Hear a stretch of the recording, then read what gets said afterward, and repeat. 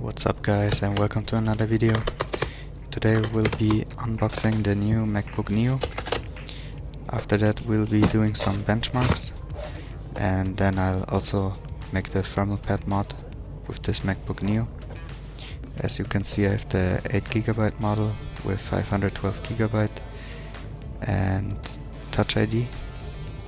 I got it in the nice blue color, as you will see right now.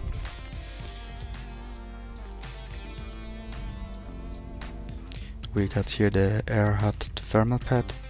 I bought mine from Amazon, and as I know, you just have to be sure that it's at least 13 watts per Kelvin meter to have like a good conduction of the heat. And here we're gonna be opening the MacBook Neo. Just pull these strips off and there we go.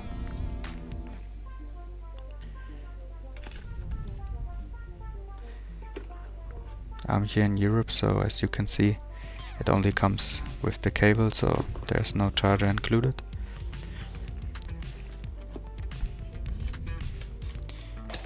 And here we can see the first time the color. It's a pretty beautiful color, the blue. It's a nice blue. From far away it almost looks black, dark blue wish.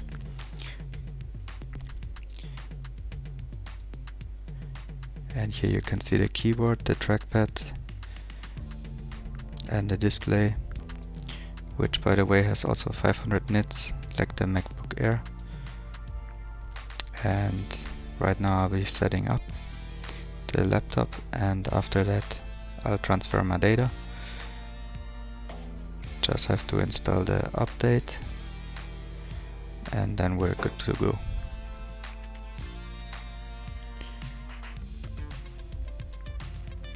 Next to it is my MacBook Air 13-inch with the M3 processor, which I also test and compare it to the A18 Pro from the MacBook Neo.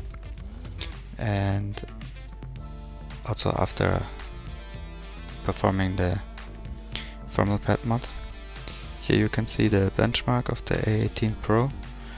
The first one was without the ThermalPad mod. We got 2669 single core performance. As you can see, 8GB of RAM, and here we have 22,596 in the metal score from the GPU. Those were the results from Cinebench. We had 807 points on the multi-thread performance and 338 on the single thread performance. Then I tested also Tomb Raider. We had 21 FPS minimum and 64 FPS maximum. That was also before I applied the ThermalPad mod. And right now we'll be opening this baby up and we'll perform the ThermalPad mod, which is actually pretty easy. We just have to unscrew all the screws from behind, from the back case. You just have to use the, I think it was P5 bit from the iFixit kit.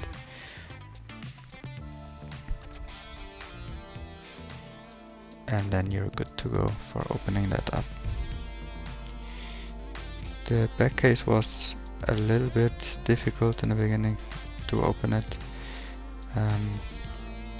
but once you get the hang of it, you just have to push it in one direction in order to make it loose, and then it should be pretty easy to open it up. That's how it looks on the inside. In the middle is the battery, up there is the CPU, GPU. Here you can see the back case from down. To be honest, there's not much to see. And yes, we'll focus on this ThermalPad. I already opened it up, and we just need a little piece that we are gonna apply there. because that's where the CPU GPU is located, just right up there. And we'll just put one little pad there. We just have to make sure that it has contact to the backplate later. And yes, that's how it looks.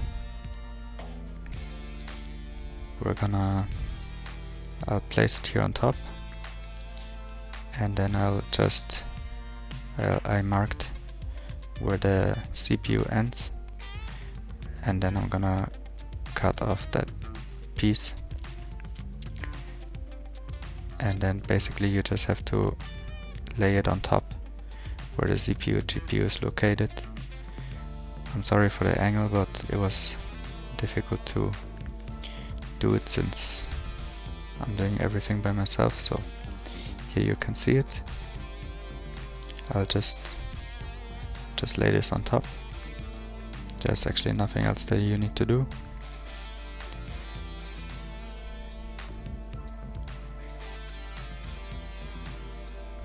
And then I put also one pad in the other side, here in the left, because there was also a chip that might get hot. I'm not sure about it, but I was like, better I do it than not having it done. And then you just reapply the backplate, and those are the results after the run from Geekbench. We had before 2669, and now we have 3557, which means we have 33.28% performance increase of the single core performance. Thus, unfortunately, I forgot to take a screenshot of the multi-core performance, but it must be pretty similar. And the metal score before was 22,596. Now after the Thermalpad mod it was 31,406, which means we have 38.99% performance increase. So now we're back here at Cinebench.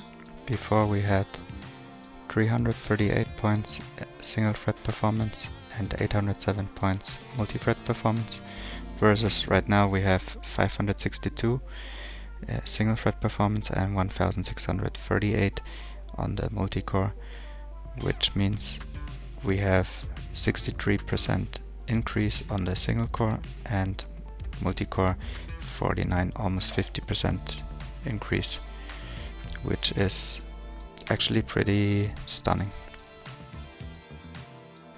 And here we have the comparison on the single core. We're right in front of the Apple M3 Ultra, which is pretty stunning for the price of this laptop. And here on the multi-core we're a little bit worse than an Intel Core Ultra 9, which is also for the price pretty good. And here we have the FPS from before.